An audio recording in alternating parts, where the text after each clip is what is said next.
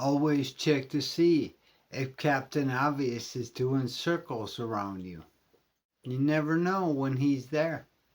Hi friends, it's Adam, the crippled cannabis cowboy.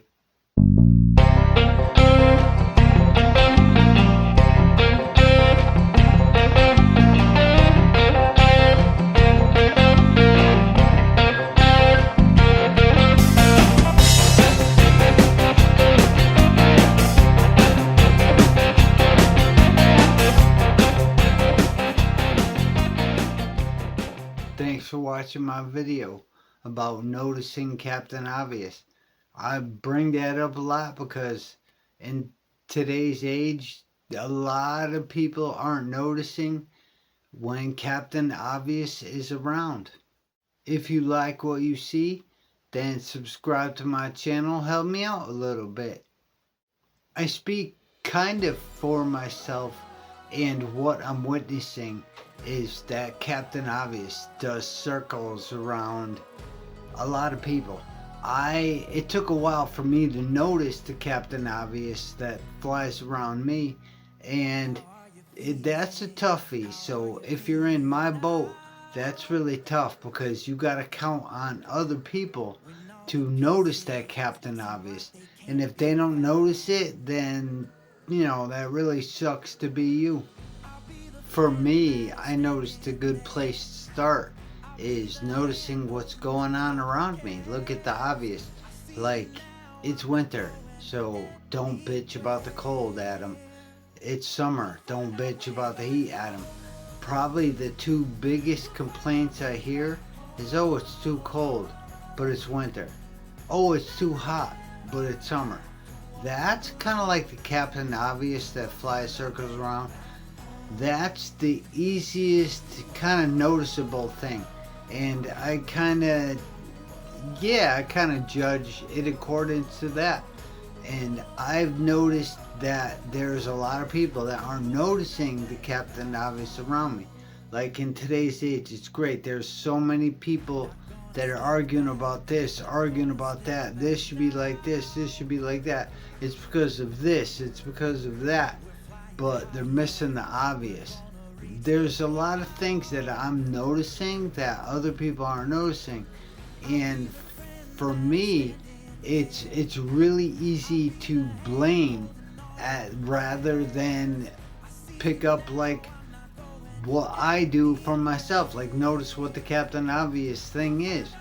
Blaming someone, something, or some situation outside of myself does nothing to help my situation. It's when I turn and kind of look at myself that I notice these things. This way of thinking stems from a friend of mine, and she put it a great way. Like traditionally you look at things like it's a telescope. You want to zoom in, you want to find a problem, you want to find a solution, you want to do all these things. However, there's a lot more knowledge, and I notice a lot more when I look at things kind of like in the kaleidoscope mentality. There's a lot of reasons, there's a lot of different things. Sure, there's an isolated problem that could have a solution, but there's many ways to approach that problem. I've noticed, like, say I see a problem, I could bring it up and be like, oh, this is a problem. But how it's received is totally different than what I thought. Like I just thought, oh, if I just say this, it'll be understood. That's not necessarily the case. When you look at it through a kaleidoscope lens, things make a lot more sense. So I changed the way I approach things. I changed the way I address them. And it's not like it doesn't make things easy. What it does make is kind of like provides other avenues, other things to think about.